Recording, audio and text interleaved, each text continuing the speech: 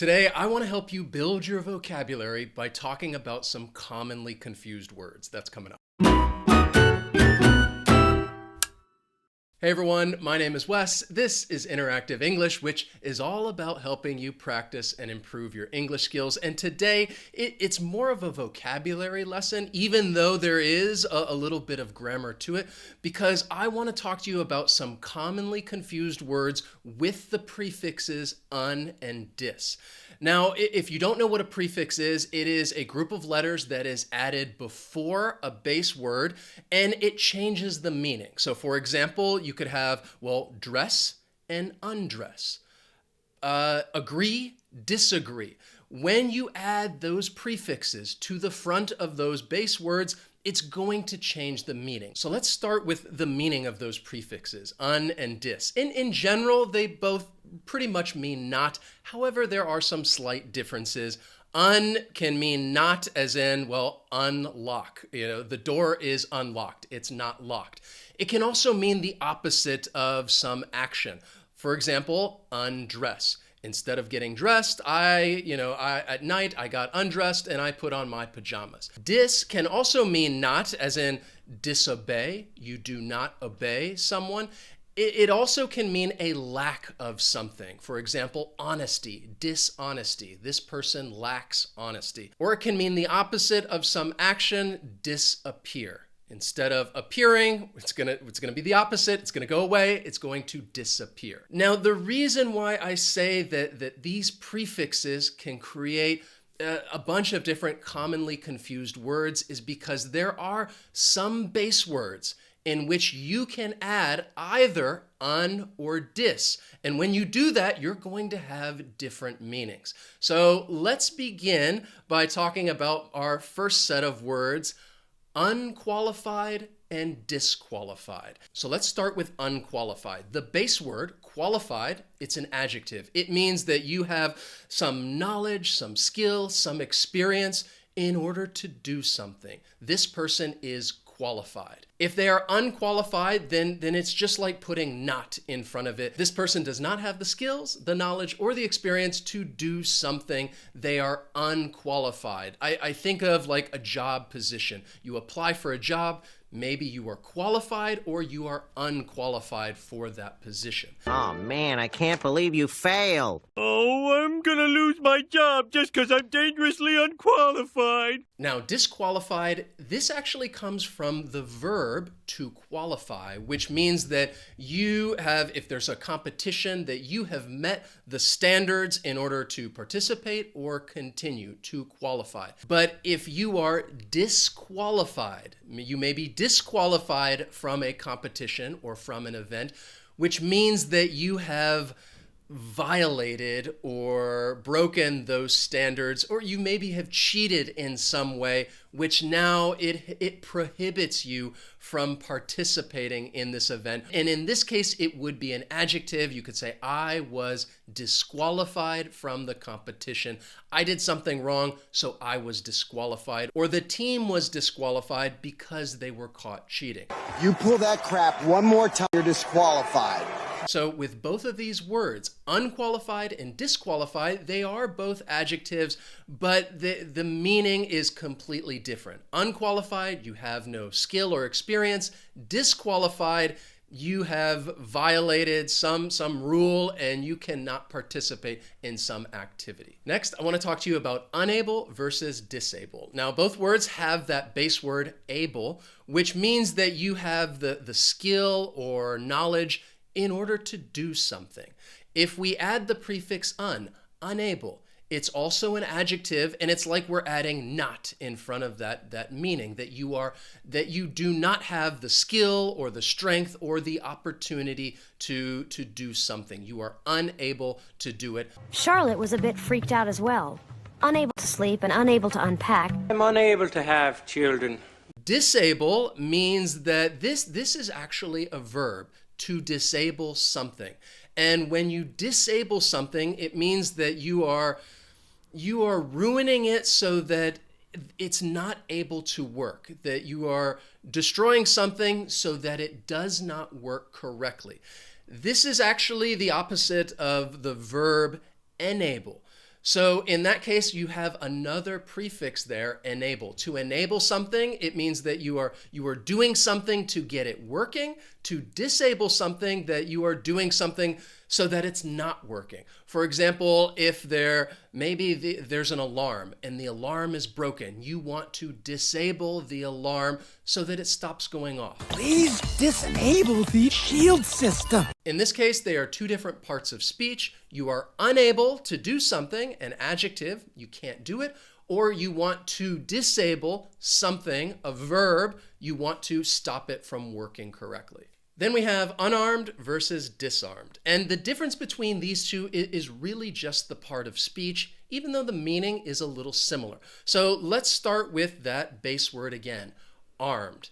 Now, this can be an adjective, which you're describing someone who has weapons. So if somebody is unarmed, then it's also an adjective. You are describing somebody who does not have weapons. I often think you might hear this in a movie or TV show. Somebody walks out, their hands are up, and they say, "I'm unarmed. Don't shoot. I'm unarmed." You unarmed?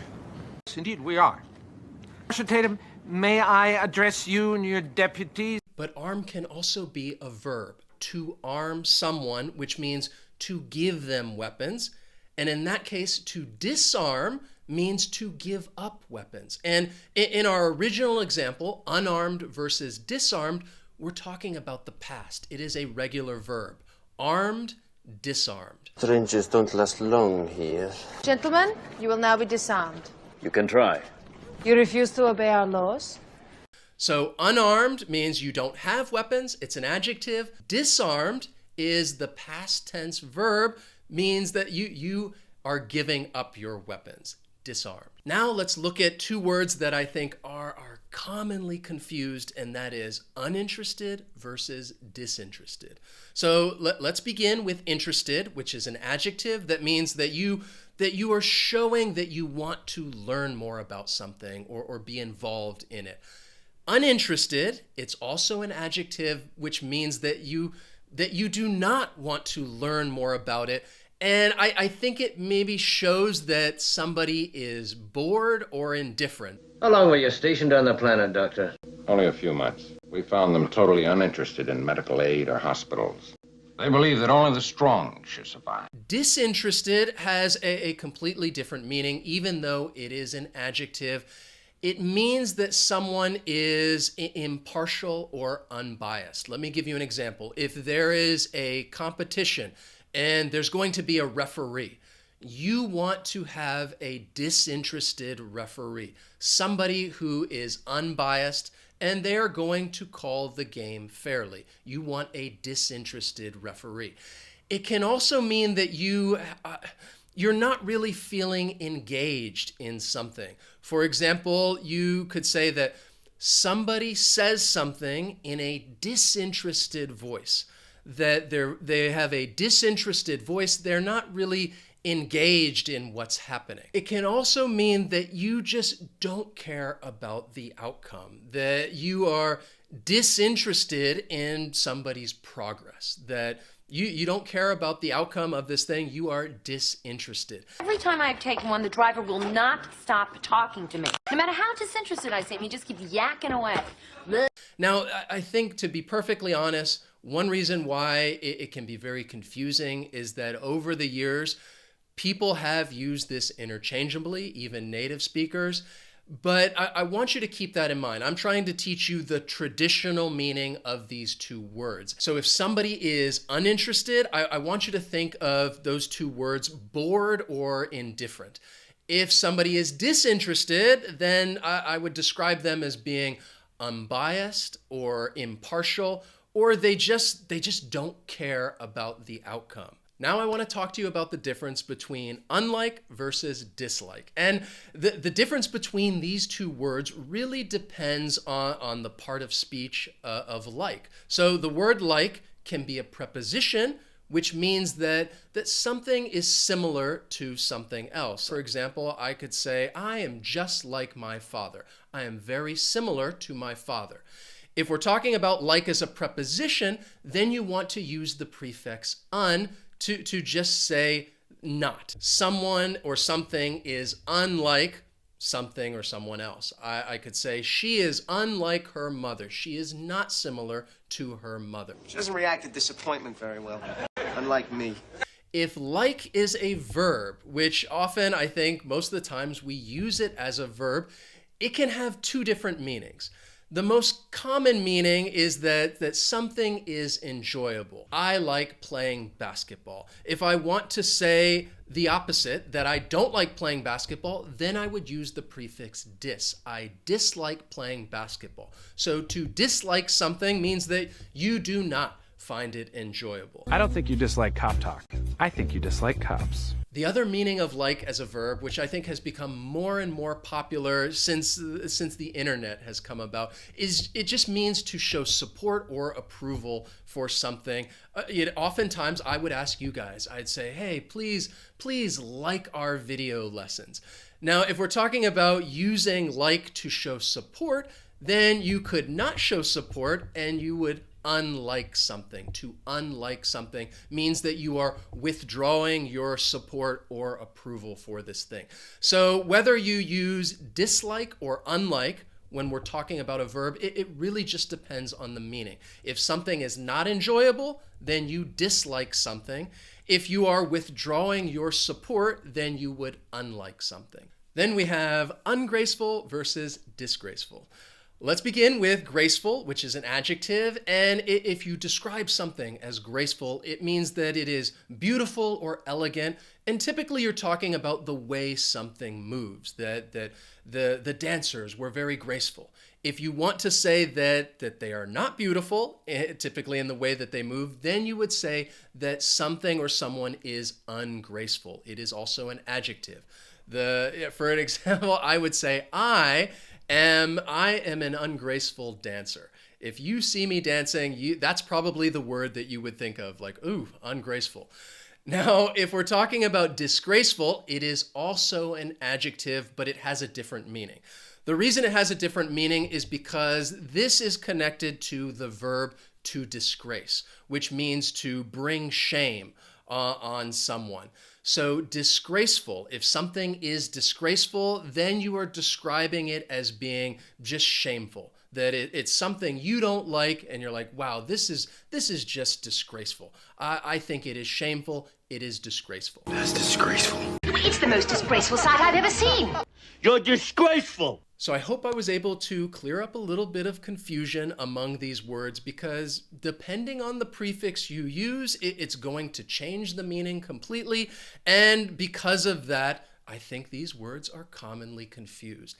And I want to do a little review with you right now and try to repeat some of these words, but I'm having a tough time doing it because they all have this negative connotation with not.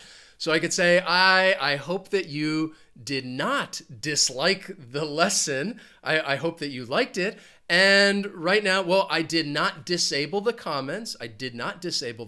So you can feel free to write me a comment. And what else could I use? I'm just going to leave you with the word ungraceful, because I'm going to start dancing right now. So I suggest that you go watch another lesson, get out of here before you have to watch my ungraceful dancing. I'm an ungraceful dancer. What can you do?